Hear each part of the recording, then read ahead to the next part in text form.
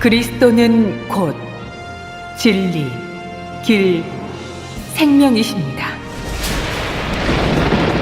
지금부터 말세의 그리스도, 전능하신 하나님의 말씀을 들으시겠습니다.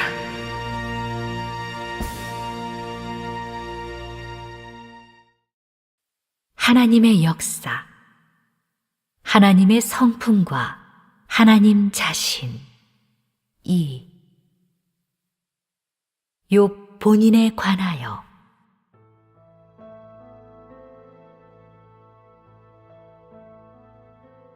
욥이 시련을 겪은 전 과정을 요해한 후 절대 다수의 사람들은 욥 본인과 관련된 메시지에 관해 관심을 가지기 시작할 것이고, 특히 욥이 어떻게 하나님의 칭찬을 받았는가의 비결에 대해 더욱 관심을 가질 것이라 믿는다. 오늘 여기에서 욥 이 사람에 관해 얘기해보자. 욥의 일상생활 속에서 욥의 온전함과 정직함, 하나님을 경외하며 악에서 떠남을 보다. 욥 본인을 얘기하려면 욥에 대한 하나님의 평가, 그와 같이 순전하고 정직하여 하나님을 경외하며 악에서 떠난 자가 세상에 없느니라는 것에서부터 말해야 한다. 우리 먼저 욥의 온전함과 정직함을 요해하도록 하자. 여기서 말하는 온전함과 정직함을 너희는 어떻게 이해하는가? 욥이 아주 완벽하고 아주 강직하다고 여기는 것이 아닌가? 물론 이것은 글자 표면상의 해석과 이해이다.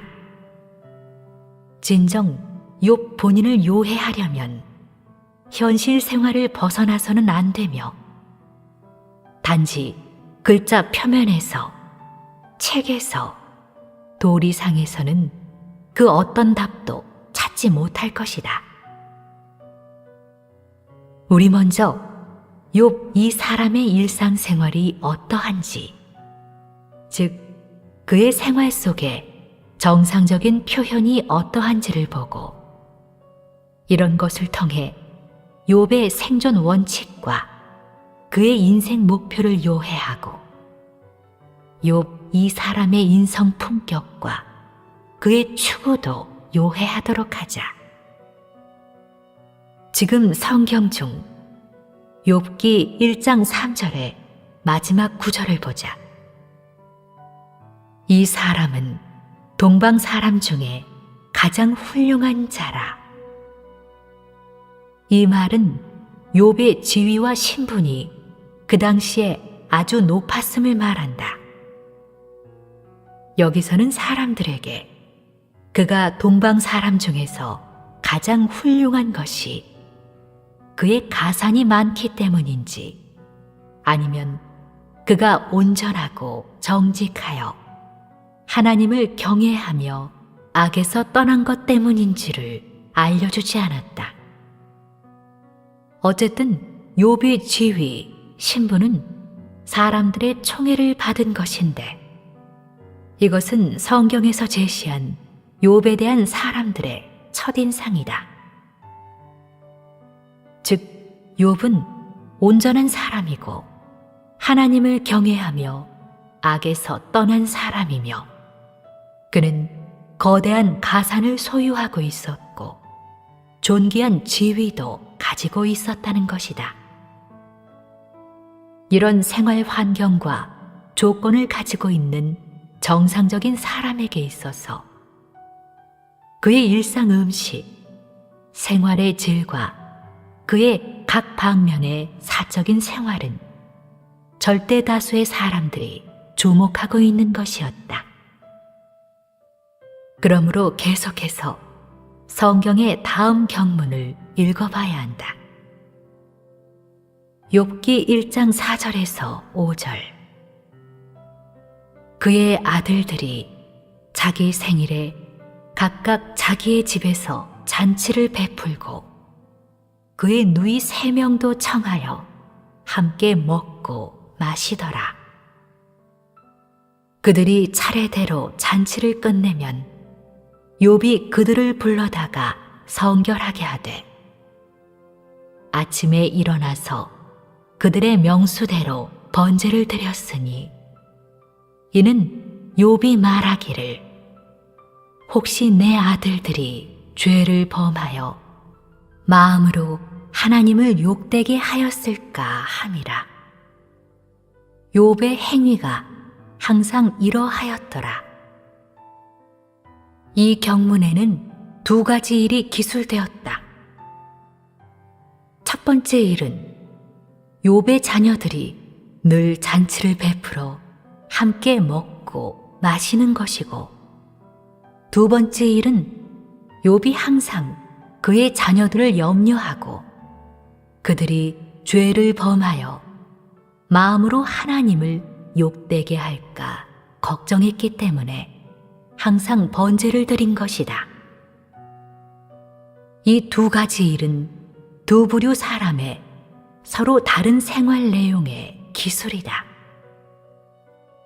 한 가지는 욥의 자녀들과 같은 부류의 사람들이 생활이 부유해 늘 잔치를 즐기고 생활이 사치스러운 것인데 그들은 배불리 먹고 마시는 생활에 빠져 풍부한 물질이 가져다준 우월한 생활을 누리고 있었다. 그들이 이런 나날을 보냈으므로 늘 죄를 범하고 늘 하나님의 노여움을 살 수밖에 없었다. 그러나 그들은 스스로 성결케 하지 않고 이를 위해서 번제도 드리지 않았다. 보다시피 이들의 마음속에는 하나님의 지위가 없었다. 그들은 하나님의 은혜를 그리워하지 않았고 하나님의 노여움을 사는 것도 두려워하지 않았으며 더욱이 마음으로 하나님을 욕되게 하는 것도 두려워하지 않았다. 물론 욥의 자녀들과 관련된 상세한 상황은 결코 우리가 관심을 가질 내용이 아니다. 우리가 말하려는 중점 부분은 욥이 이런 일이 닥쳤을 때 어떻게 했는가 하는 것이다. 그것은 바로 이 경문에 기술된 다른 한 가지 일인데 이 일은 욥 본인의 인성 실질과 그의 일상생활에 관련된다. 경문에는 욥의 자녀들이 잔치를 베풀 때 욥이 거기에 있지 않았고 욥의 자녀들만 항상 함께 먹고 마셨다고 기술되었다. 다시 말하면 욥은 잔치를 베풀지 않았고 그의 자녀들과 함께 잔치를 즐기면서 진탕 먹고 마시지도 않았다. 그는 비록 부유하여 갖가지 가산을 소유하고 또 많은 노비도 있었지만 그의 생활은 결코 사치스럽지 않았다.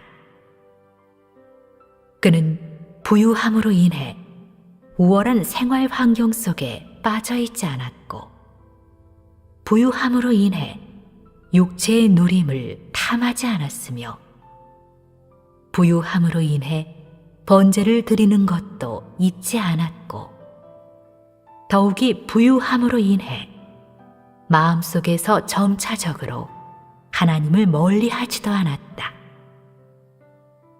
보다시피 욥 이 사람의 생활은 바르고 그는 결코 그에 대한 하나님의 축복으로 인해 탐욕스러워지거나 누림을 좋아하거나 생활의 질을 중요시하지 않았으며 또한 일함에 겸손하고 처세함에 떠벌리지 않고 하나님 앞에서 매우 조심하고 신중했으며 늘 하나님의 은혜와 하나님의 축복을 그리워했고 또한 언제나 하나님을 경외하는 마음을 품고 있었다.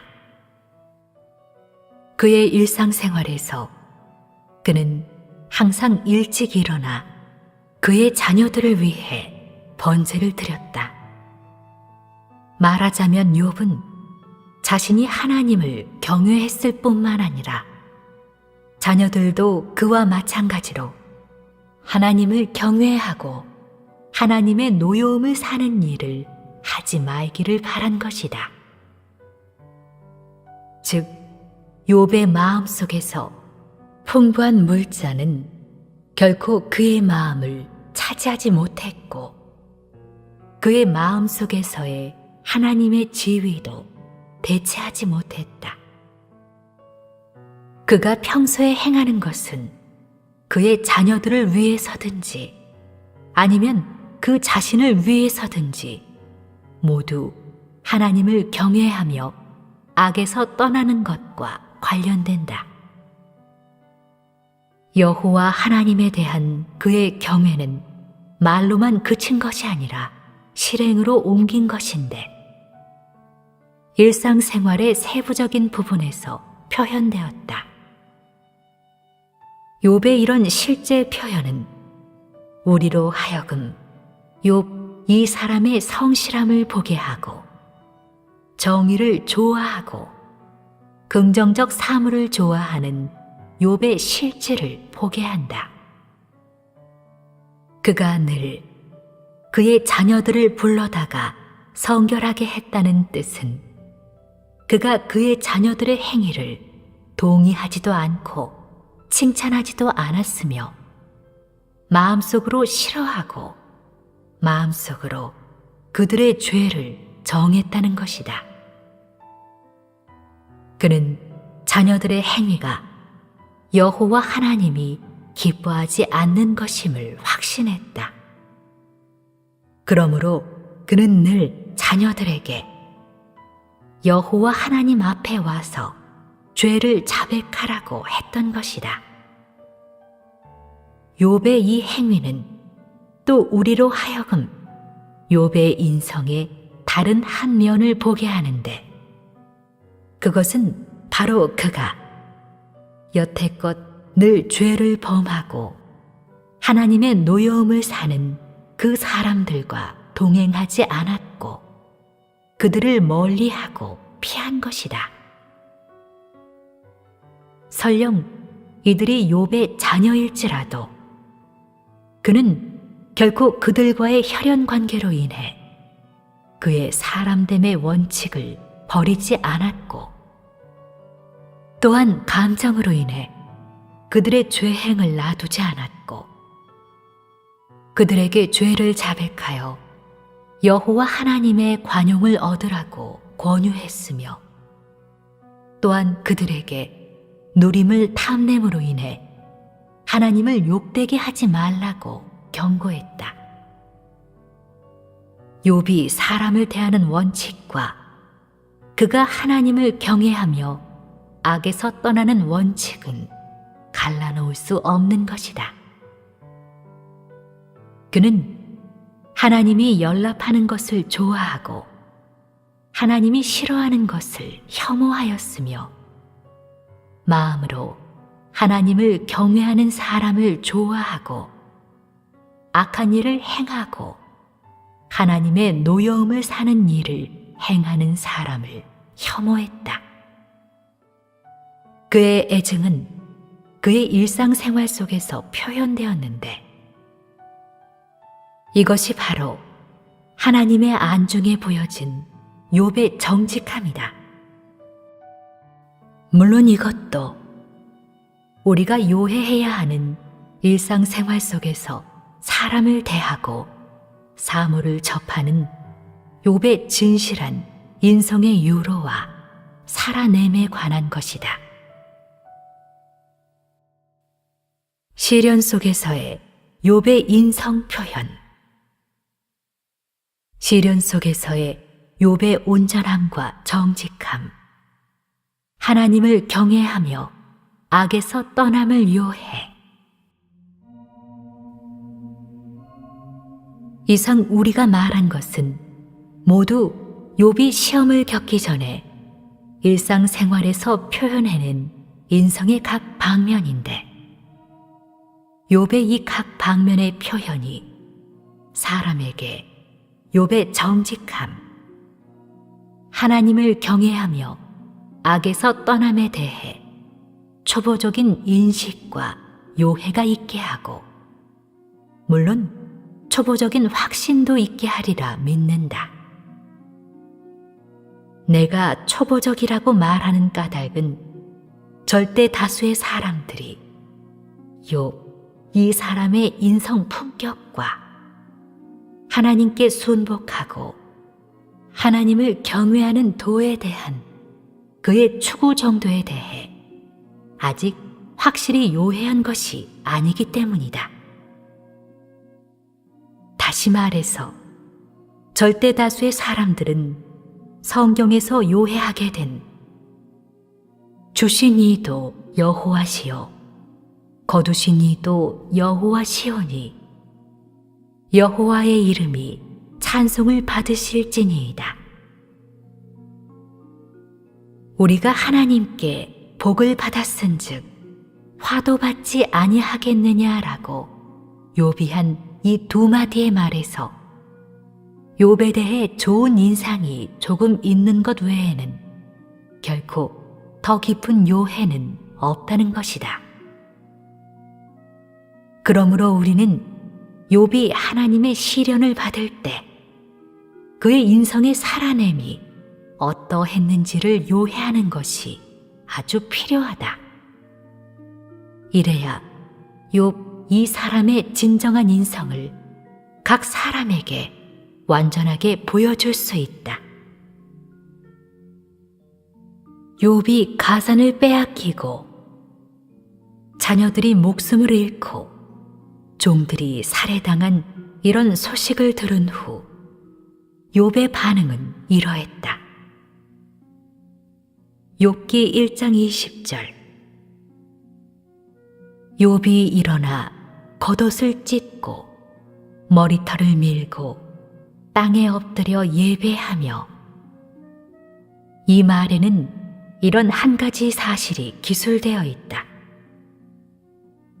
욥은 이 소식을 들은 후 당황하지 않았고 울지도 않았으며 소식을 알린 종을 질책하지도 않았고, 더욱이 이 일이 일어난 경위를 구체적으로 알기 위해 가서 현장을 검사하거나 사실의 경과를 조사하지도 확인하지도 않았다. 그는 가산을 잃음으로 인해 그 어떤 아쉬움이나 몹시 상심한 표현이 없었고, 또한 자녀와 친족들을 잃음으로 인해 눈물을 줄줄 흘리지도 않았고, 도리어 겉옷을 찢고 머리털을 밀고 땅에 엎드려 예배했다. 욥의 이 거동은 보통 사람의 거동과 달랐고, 그의 이 거동은 많은 사람들로 하여금 어찌된 영문인지 모르게 했으며, 또 많은 사람들로 하여금 마음속으로 욥을 몰인정하다고 질책하게 했다. 한 사람의 가산이 순식간에 없어졌을 때 정상적인 사람은 몹시 상심하거나 절망에 빠질 것이며, 심지어 어떤 사람은 극단적인 생각까지 생길 것이다. 왜냐하면 사람의 마음속에서 가산은 사람의 일생 동안의 심혈을 뜻하고 사람 생존의 의탁이고 사람이 살아나갈 희망이며, 사람에게 가산이 없어지면 사람의 심혈이 물거품이 되었음을 뜻하고 사람이 희망도 없어지고 심지어 미래까지 잃었음을 뜻하기 때문이다. 이것은 가산을 대하는 정상적인 사람의 태도이고 가산과 한 사람의 밀접한 관계이자 역시 사람 안중의 가산에 사람에게 있어서의 중요성이다. 그러므로 절대 다수의 사람들은 욥이 가산을 대하는 이처럼 냉담한 처리 태도에 대해 모두 이해할 수 없어 한다. 오늘 욥의 속마음을 읽음을 통해 절대 다수의 사람들의 현혹을 풀어보자. 상식적인 이치대로 말하면 하나님이 욥에게 풍부한 가산을 베풀어 주었으니 욥은 당연히 가산을 잃음으로 인해 하나님께 죄송하다고 생각해야 하며 그가 하나님이 준 가산을 잘 보호하지도 보살피지도 못했고 지켜내지도 못했기 때문에 가산을 빼앗겼다는 것을 들은 후 욥의 첫 반응은 마땅히 현장에 가서 갖가지 물건을 철저히 점검한 다음 하나님의 상을 다시 얻도록 하나님께 죄를 자백해야 하는 것이다. 하지만 욥은 이렇게 하지 않았다. 그가 이렇게 택한 것은 당연히 그의 생각이 있는 것이다. 욥은 그의 모든 것이 다 하나님의 축복에서 온 것이지 그가 고생해서 얻은 것이 아님을 마음속 깊이 인정했다. 그러므로 그는 얻은 축복을 자본으로 여기지 않고 자신이 지켜야 할 도를 최선을 다해 지키는 것을 생존의 원칙으로 하였다. 그는 하나님의 축복을 소중히 여기고 감사히 여겼지 결코 더 많은 축복을 탐내거나 요구하지 않았는데 이것은 가산을 대한 그의 태도였다. 그는 축복을 받기 위해 무엇을 하지 않았고 축복이 없거나 축복을 잃음으로 인해 번뇌하지도 않았고 슬퍼하지도 않았다.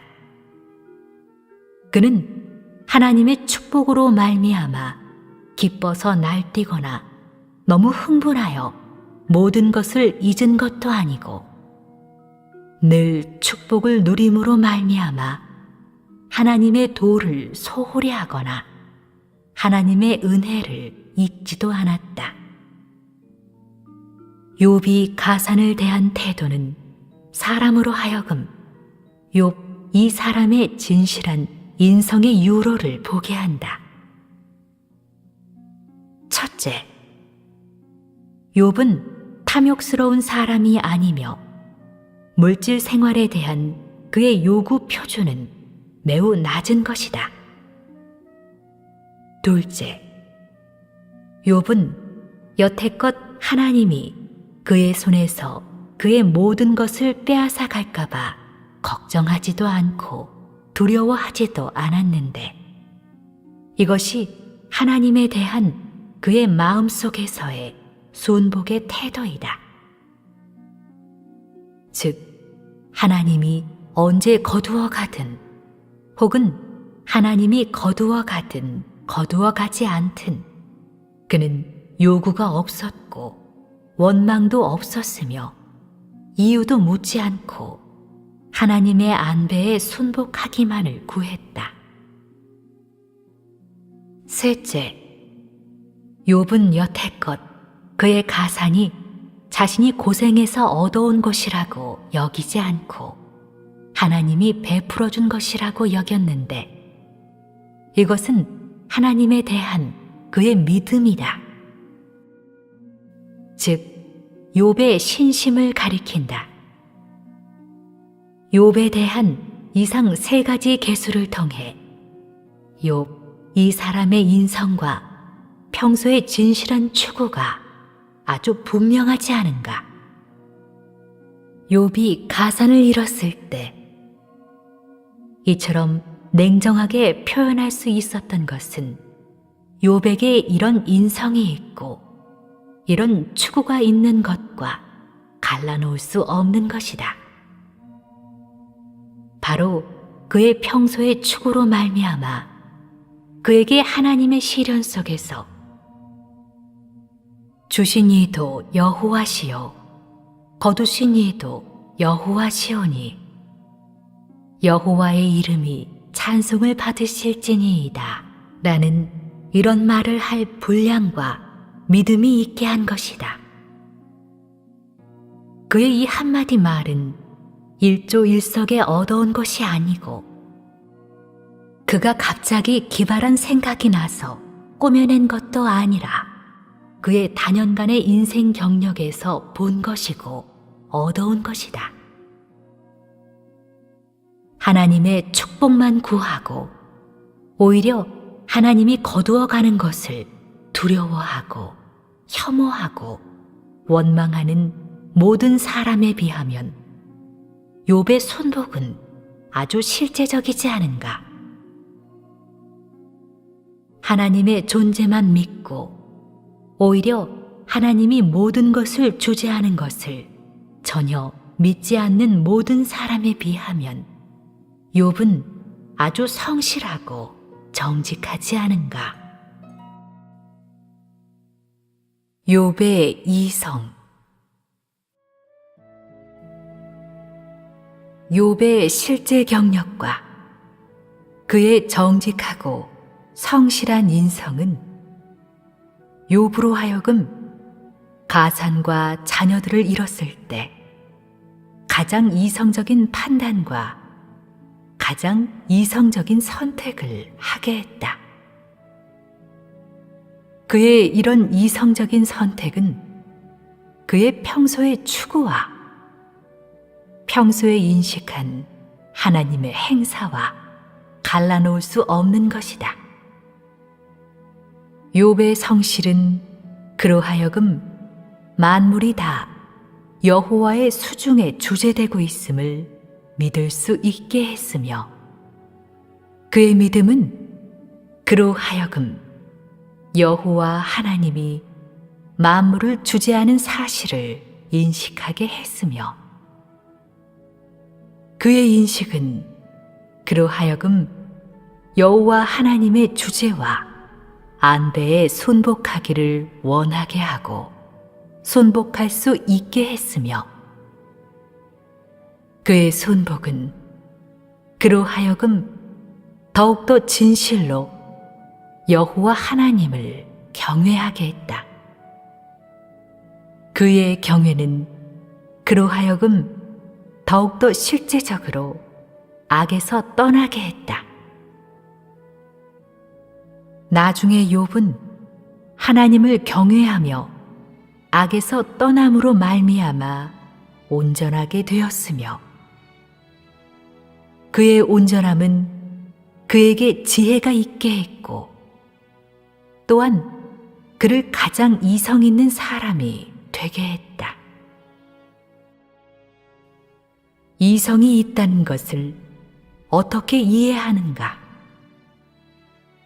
글자 표면으로 해석하면 바로 이지가 있고 사상이 논리에 부합되고 황당무계하지 않으며 적절한 언행과 판단이 있고 적절하고 규범화된 도덕 표준이 있다는 것이다.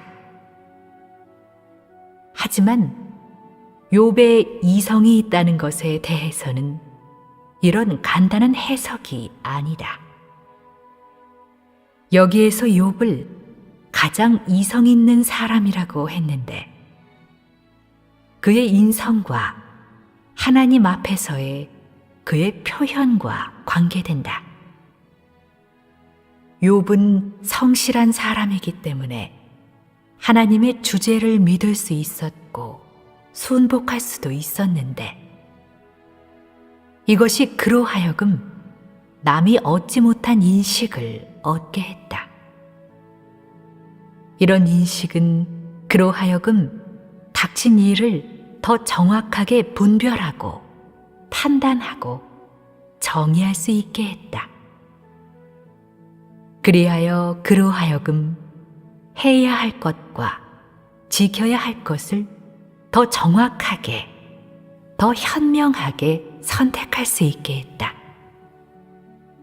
즉, 그의 언어, 행위, 일처리 원칙, 일처리 방침은 매우 규범적이고 매우 명확하고 아주 구체적이지 맹목적이 아니고 충동적이 아니고 감정적이 아니다.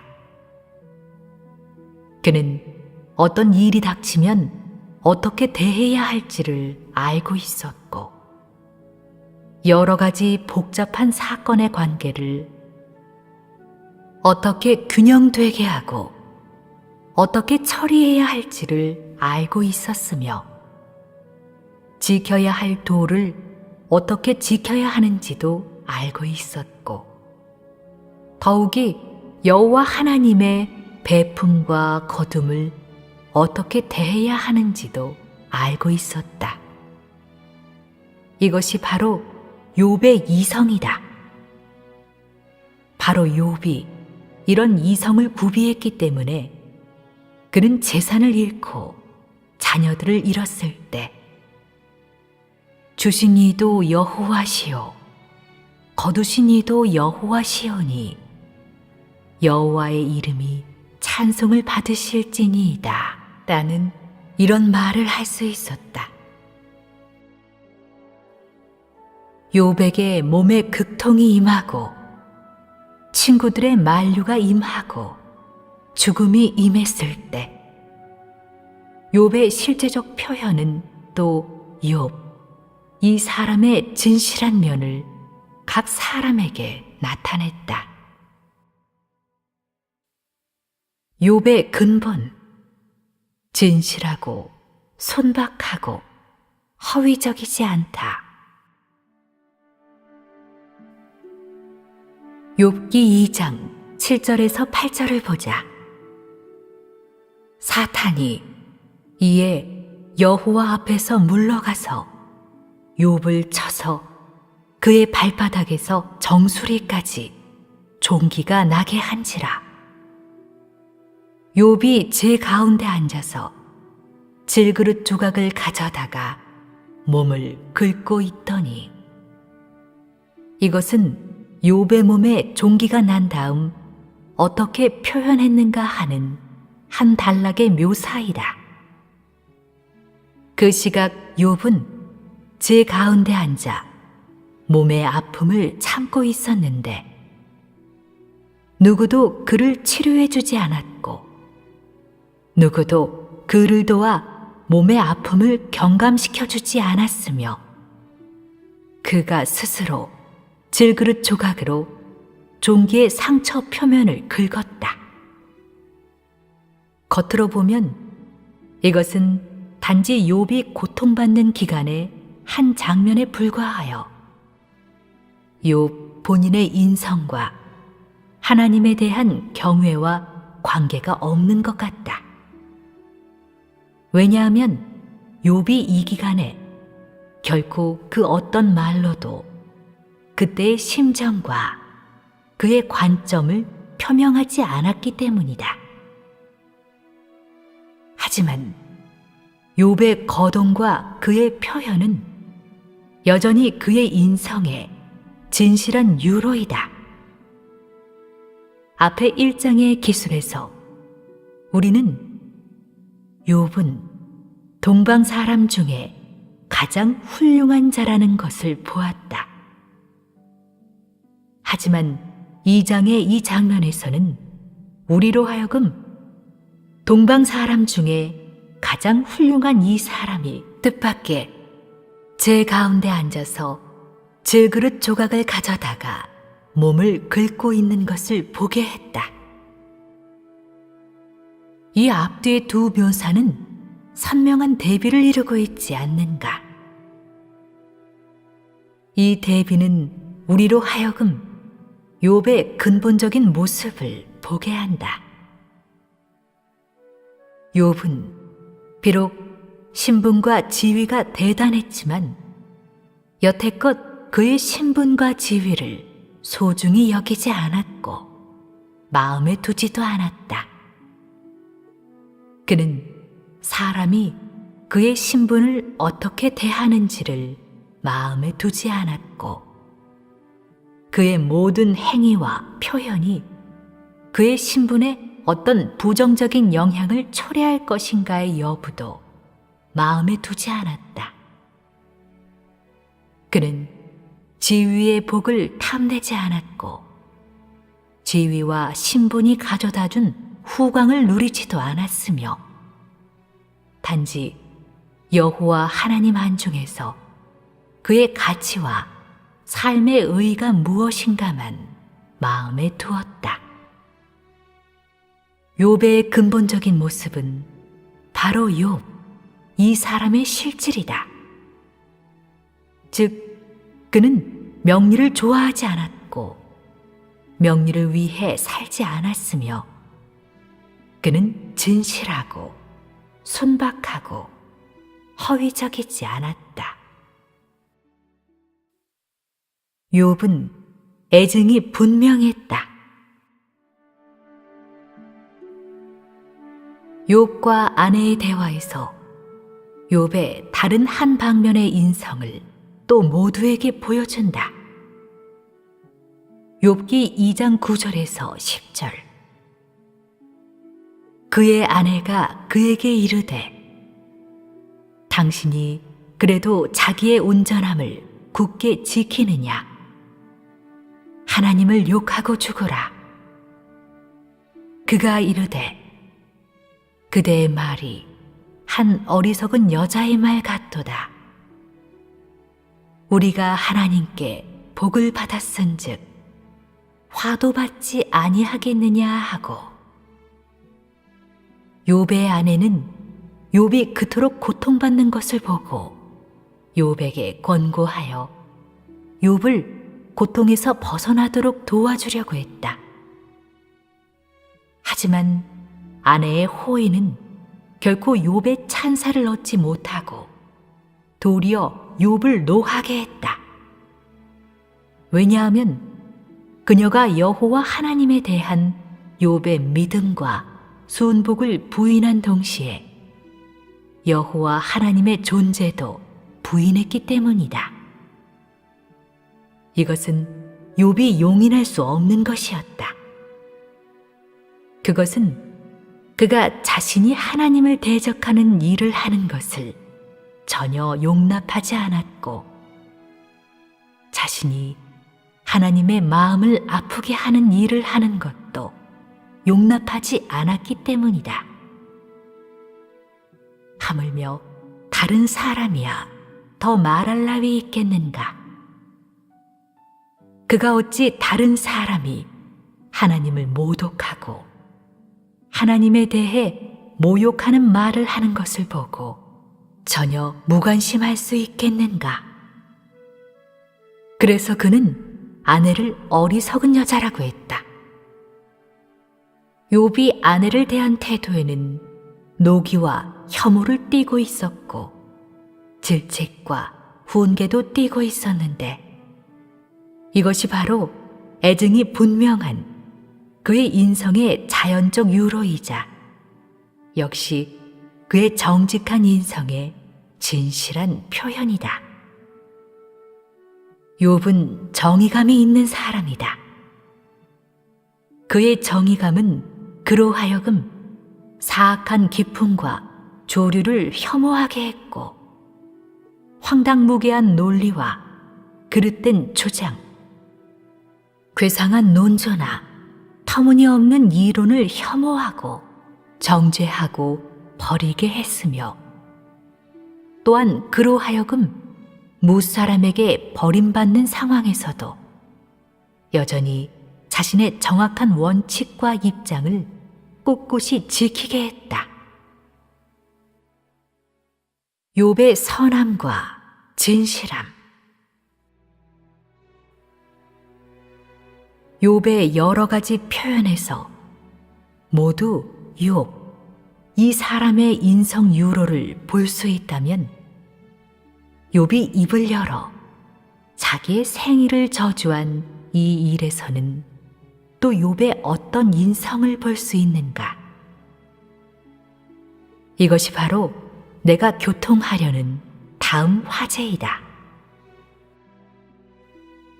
앞에서 내가 욥이 무엇 때문에 자기의 생일을 저주했는가의 근원을 말했는데, 이 일에서 너희는 무엇을 보았는가? 욥이 만약 마음이 강팍하고 사랑이 없고 냉혹하고 무정하고 인성이 없는 사람이라면 그가 하나님의 마음을 생각할 수 있었겠는가? 그가 하나님의 마음을 생각함으로 인해 자기의 생일을 혐오할 수 있었겠는가? 다시 말해서 욥이 만약 마음이 강팍하고 인성이 없다면 그가 하나님의 아픔 때문에 슬퍼할 수 있었겠는가? 하나님이 그를 위해 아파하는 것 때문에 자기의 생일을 저주할 수 있었겠는가? 답은 당연히 절대로 그렇게 할 수 없다는 것이다. 욥은 마음이 착하기 때문에 하나님의 마음을 생각할 수 있었고, 욥은 하나님의 마음을 생각할 수 있었기 때문에 하나님의 아픔을 느낄 수 있었다. 욥은 마음이 착하기 때문에 하나님의 아픔을 느낌으로 인해 더욱 고통스러웠고, 하나님의 아픔을 느꼈기 때문에 자기의 생일을 혐오하기 시작했다. 그리하여 자기의 생일을 저주한 것이다. 외인이 보기에는 시련 속에서의 욥의 모든 표현이 다 사람이 따라 배울 본보기라고 할 수 있겠지만, 단지 욥이 자기의 생일을 저주한 이 일만은 사람으로 하여금 욥의 온전함과 정직함에 대해 물음표를 찍거나 서로 다른 평가를 하게 하였다. 사실상 욥의 이 거동이야말로 욥 이 사람의 인성 실질의 가장 근본적인 유로인 것이다. 그의 인성 실질에는 숨김이 없고 꾸밈이 없고 사람의 가공도 거치지 않았다. 그의 이 거동이 사람으로 하여금 그의 마음 깊은 곳에 선함과 진실함을 보게 했는데, 그는 맑은 샘물처럼 바다까지 보이고 순수하고 투명하다. 욥 본인의 여러 방면을 요해한 다음 절대 다수의 사람들이 욥 이 사람의 인성 실질에 대해 상대적으로 정확하고 객관적인 평가가 있는 동시에 하나님이 말씀한 온전함과 정직함에 대해서도 깊고 진일보하고 실제적인 요해와 터득이 있으리라 믿는다. 이런 요해와 터득이 사람을 도와 하나님을 경외하며 악에서 떠나는 길에 들어서게 할 수 있기를 바란다. 하나님이 욥을 사탄에게 넘겨준 것과 하나님의 역사 취지와의 관계. 비록 지금 절대 다수의 사람들이 욥의 온전함과 정직함을 인가하고 욥이 하나님을 경외하며 악에서 떠난 사람이라는 것도 인가하지만, 사람이 결코 욥에 대한 인가로 인해 하나님의 뜻을 더 요해하게 된 것은 아니다. 많은 사람들은 욥 본인의 인성과 추구를 부러워하는 동시에 하나님께 이런 의문을 제기한다. 욥이 이처럼 온전하고 정직하며 이처럼 사람으로 하여금 좋아하고 사모하게 하는데 하나님이 무엇 때문에 그를 사탄에게 넘겨주어 그렇게 많은 고통을 받게 하셨습니까? 이와 비슷한 문제가 많은 사람들의 마음속에 다 존재하리라 믿는다. 다시 말해서 이 의문은 다수 사람들의 마음속의 문제이다. 이 문제가 다수의 사람들을 모두 곤혹스럽게 하는 이상 우리는 이 문제를 내놓고 명확히 해석하는 것이 아주 필요하다. 하나님이 하는 매사는 다 매우 필요하고 또한 다 비범한 의의가 있다. 왜냐하면 그가 사람 몸에 하는 것은 다 그의 경영에 관련되고 인류가 구원받는 데 관련되기 때문이다.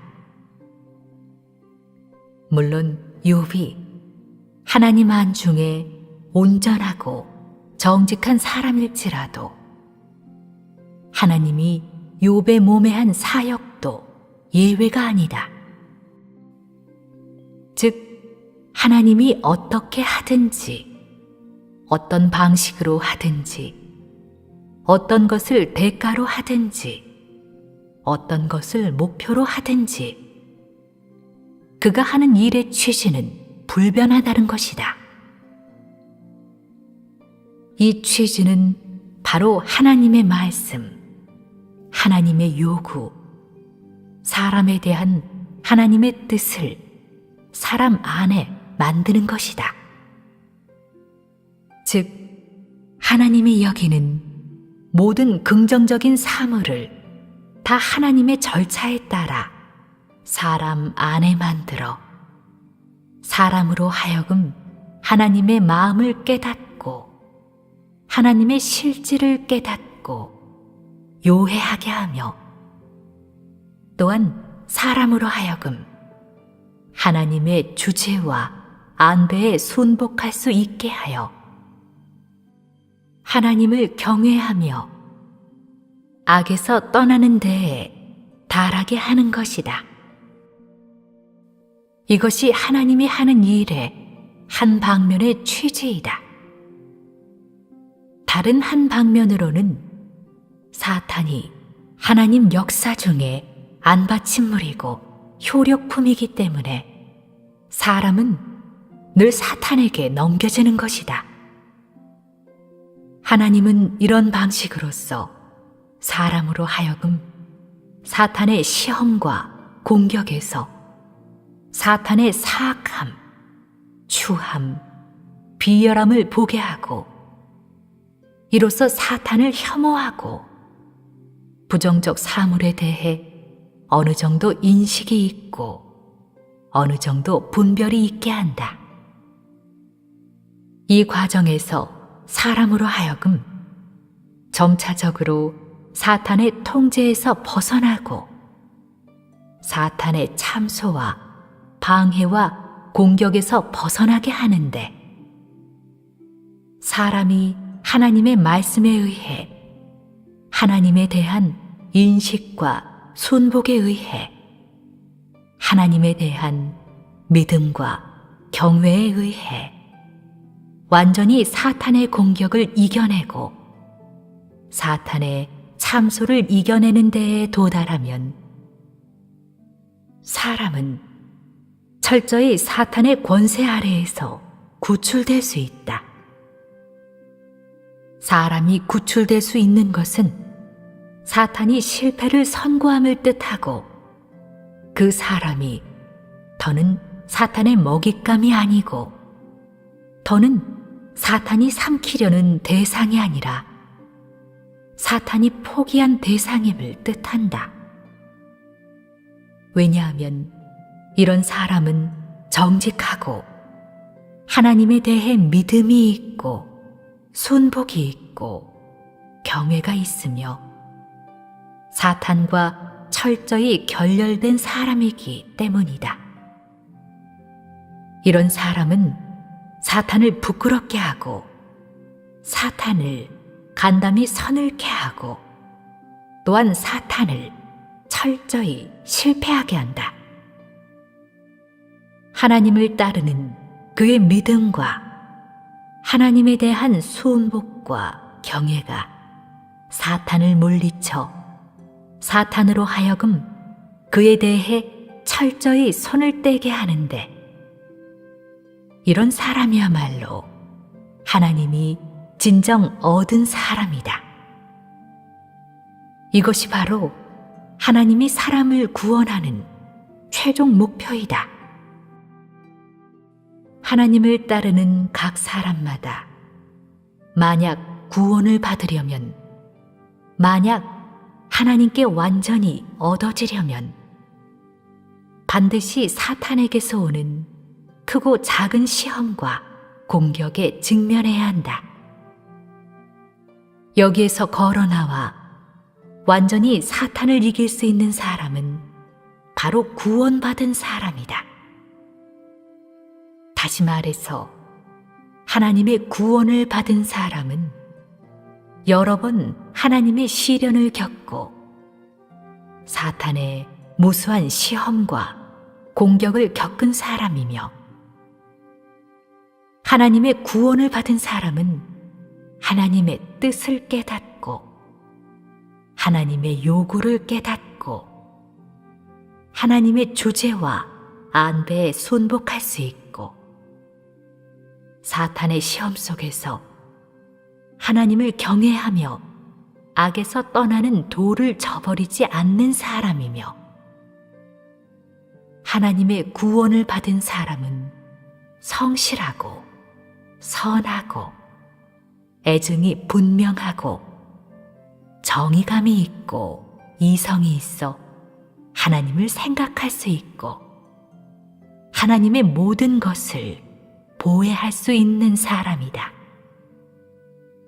이런 사람은 사탄의 매임과 엿봄, 참소, 참회가 없으며 완전히 자유를 얻은 사람이고 완전히 해방과 해탈을 얻은 사람이다.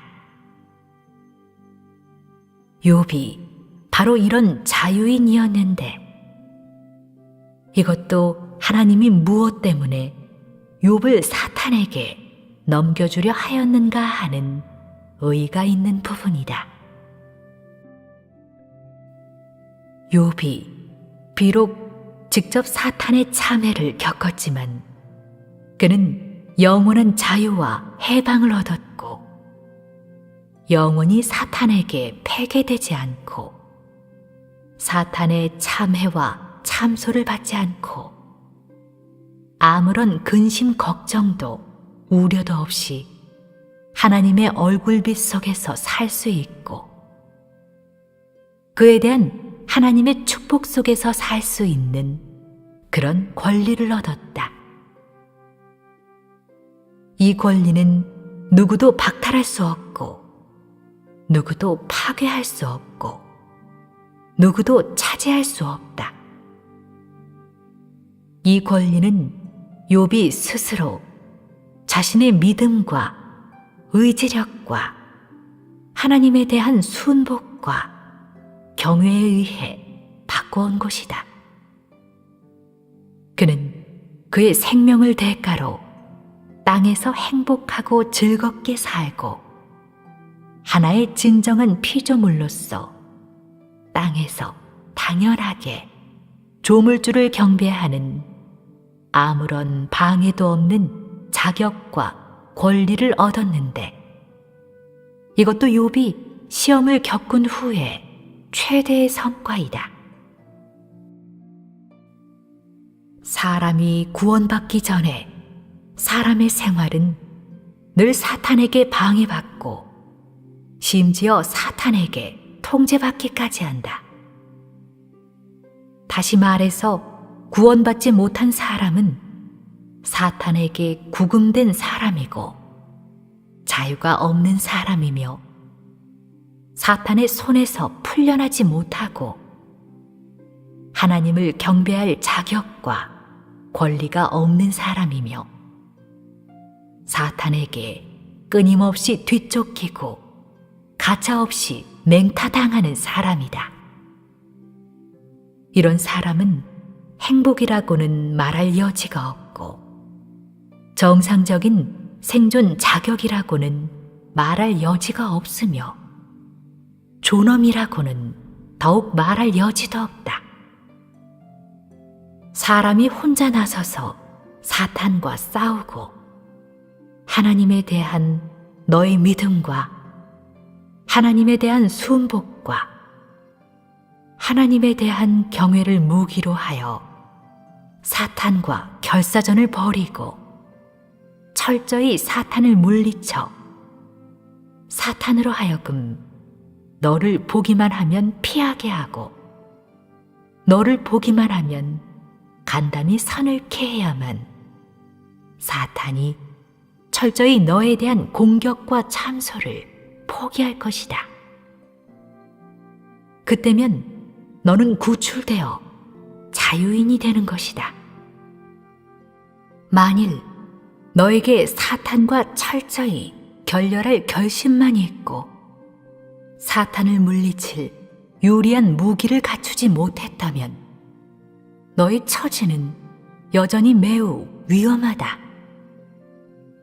이렇게 오래 나가다가 네가 사탄에게 시달려 기진맥진해도 여전히 간증을 해낼 수 없고 여전히 너에 대한 사탄의 참소와 공격에서 완전히 벗어날 수 없다면 네가 구원받을 희망은 아주 막연하다. 최종에, 즉 하나님의 사역이 끝났음을 선포할 때에도 네가 여전히 사탄에게 단단히 붙잡혀 벗어날 수 없다면 너는 영원히 기회와 희망이 없다. 그 뜻은 바로 이런 사람은 완전히 사탄에게 노략당했다는 것이다. 하나님의 검증을 받아들이고 사탄의 시험을 이겨내어 하나님으로 하여금 전인을 얻게 하다.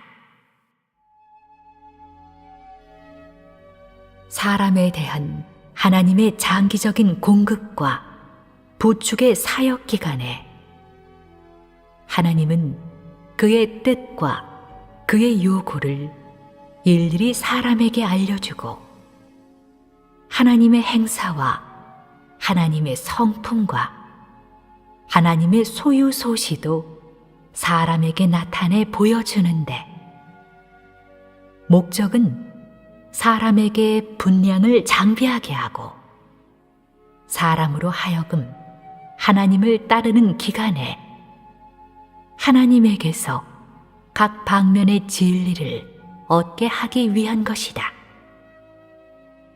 이런 진리가 바로 하나님이 사람에게 주는 사탄과 싸울 예리한 무기인데 사람에게 이런 장비가 있게 되면 하나님의 검증에 직면할 것이다.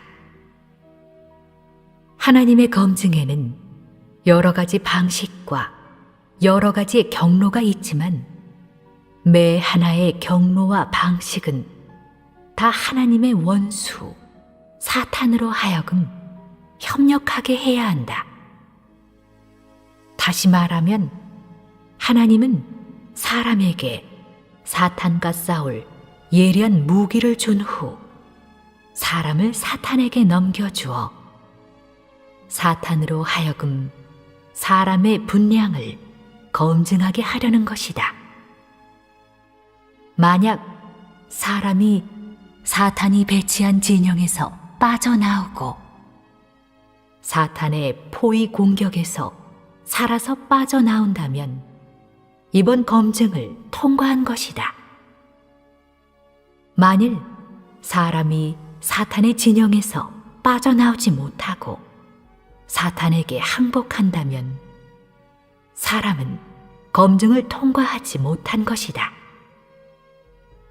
하나님이 사람의 어떤 방면을 검증하든지 검증하는 표준은 바로 사람이 사탄의 공격하에 간증을 굳게 섰는가의 여부와 사탄의 올무에서 하나님을 저버리고 무기를 던지고 투항하여 사탄에게 귀순했는가의 여부이다. 가히 말해서 사람이 구원받을 수 있는가의 여부는 사람이 사탄을 이기고 사탄을 물리칠 수 있는가의 여부에 달렸고, 사람이 자유를 얻을 수 있는가의 여부는 사람이 하나님이 준 무기를 갖고 독립적으로 사탄의 결박을 이겨 사탄으로 하여금 사람에 대해 철저히 단념하고 포기하게 할 수 있는가의 여부에 달렸다. 한 사람에 대한 사탄의 단념과 포기는 사탄이 더는 하나님과 이 사람을 쟁탈하지 않고 더는 이 사람을 참소하거나 방해하지 않으며 더는 이 사람을 제멋대로 학대하거나 공격하지도 않는다는 것을 뜻한다. 이런 사람이라야 진정 하나님께 얻어진 것이다. 이것이 바로 하나님이 한 사람을 얻는 전 과정이다. 욥의 간증이 후세 사람에게 주는 경고와 계시. 사람은 하나님이 한 사람을 완전히 얻는 전 과정을 깨달은 동시에 또 하나님이 욥을 사탄에게 넘겨준 목적과 의의도 요해하게 되었다. 욥이 받은 고난에 대해 사람은 더는 연연하지 않고 욥이 고통받은 의의에 대해서도 아주 새로운 터득이 있게 되었다. 사람은 더는 자신에게 욥과 같은 시험이 닥칠까봐 걱정하지 않고 더는 하나님의 시련이 임해도 저촉하거나 항거하지 않는다. 욥의 믿음과 순복, 사탄을 이긴 욥의 간증은 사람들에게 더없이 큰 도움과 격려를 주었다. 욥의 몸에서 사람은 자신이 구원받을 희망을 보았고, 사람이 믿음과 하나님에 대한 순복과 경외에 의하면 완전히 사탄을 물리치고 사탄을 이길 수 있음을 보았으며, 사람이 하나님의 주제와 하나님의 안배에 순복할 수만 있으면 사람이 모든 것을 잃어도 하나님을 저버리지 않을 결심과 믿음만 있으면 사탄을 부끄럽게 하고 실패하게 할 수 있음을 보았고, 사람에게 목숨을 버릴지언정 간증을 굳게 설 결심과 의지력만 있으면 사탄이 말만 들어도 겁을 내고 황급히 물러선다는 것을 보았다. 욥의 간증은 후세 사람들에게 하나의 경고를 주었는데, 이 경고는 사람들에게 사람이 만약 사탄을 이기지 못하면 영원히 사탄의 참소와 방해에서 벗어날 수 없고 영원히 사탄의 공격과 참회에서도 벗어날 수 없음을 경계하고 있다. 욥의 간증은 또 후세 사람들에게 하나의 계시를 주었는데, 이 계시는 사람으로 하여금 사람이 온전하고 정직한 사람이 되어야만 하나님을 경외하며 악에서 떠날 수 있음을 깨닫게 했고, 사람이 하나님을 경외하며 악에서 떠나야만 하나님을 위해 굳세고 드높은 간증을 할 수 있음을 깨닫게 했으며, 사람이 하나님을 위해 굳세고 드높은 간증을 해야만 영원히 사탄의 참소를 받지 않고 하나님의 인도와 보호 아래에서 살 수 있고, 이것이야말로 진정 구원받은 것임을 깨닫게 했다. 욥 이 사람의 인성 품격과 인생의 추구는 구원받기를 추구하는 각 사람마다 본받아야 할 것이며, 그의 평생의 살아냄과 시련 속에서의 그의 표현은 하나님을 경외하며 악에서 떠나는 도를 추구하는 각 사람의 귀중한 재산이다.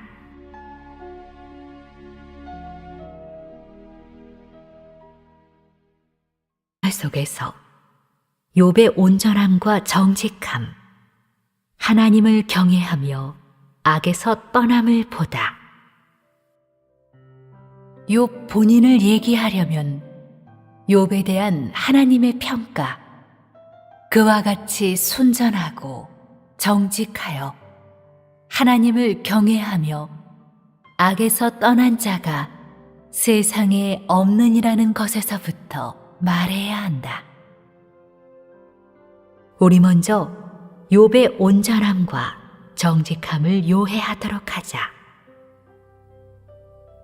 여기서 말하는 온전함과 정직함을 너희는 어떻게 이해하는가?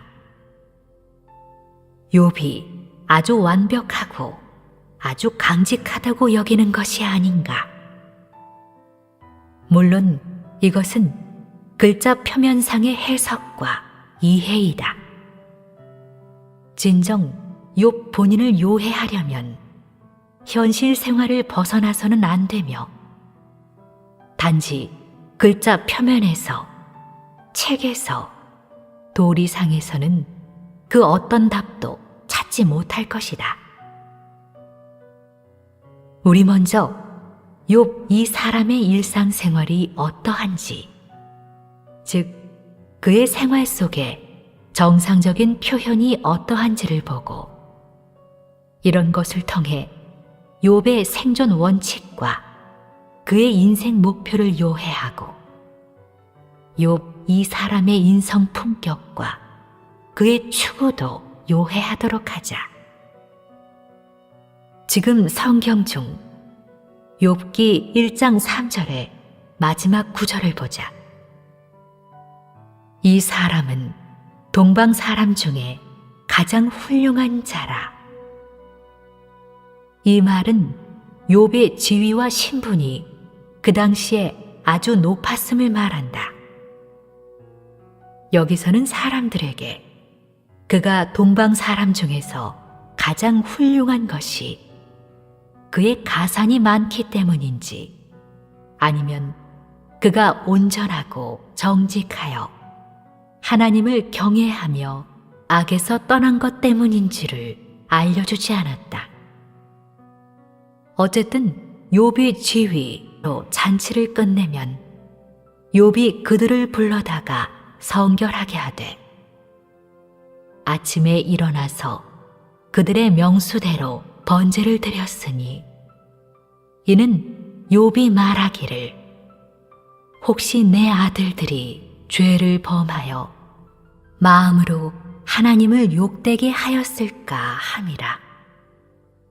욥의 행위가 항상 이러하였더라. 이 경문에는 두 가지 일이 기술되었다.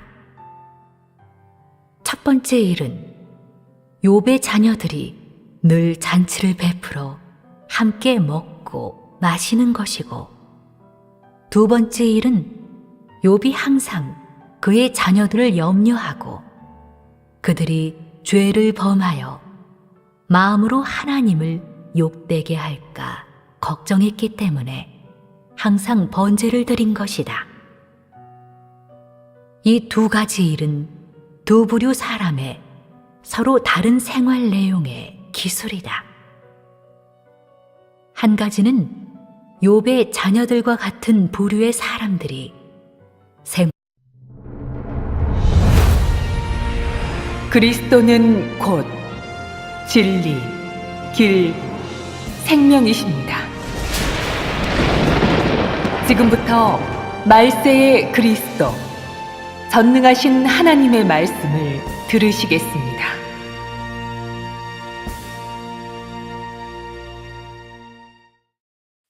하나님의 역사, 하나님의 성품과 하나님 자신. 2. 욥 본인에 관하여.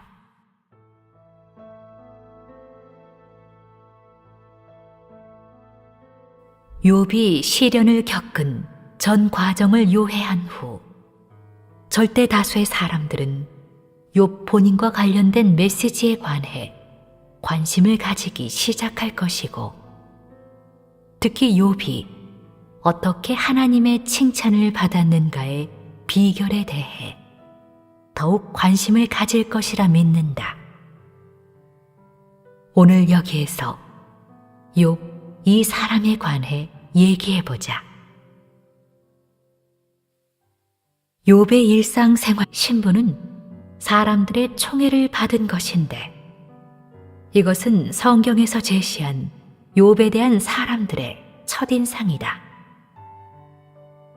즉, 욥은 온전한 사람이고 하나님을 경외하며 악에서 떠난 사람이며, 그는 거대한 가산을 소유하고 있었고 존귀한 지위도 가지고 있었다는 것이다. 이런 생활 환경과 조건을 가지고 있는 정상적인 사람에게 있어서 그의 일상 음식, 생활의 질과 그의 각 방면의 사적인 생활은 절대 다수의 사람들이 주목하고 있는 것이었다. 그러므로 계속해서 성경의 다음 경문을 읽어봐야 한다. 욥기 1장 4절에서 5절. 그의 아들들이 자기 생일에 각각 자기의 집에서 잔치를 베풀고 그의 누이 3명도 청하여 함께 먹고 마시더라. 그들이 차례대로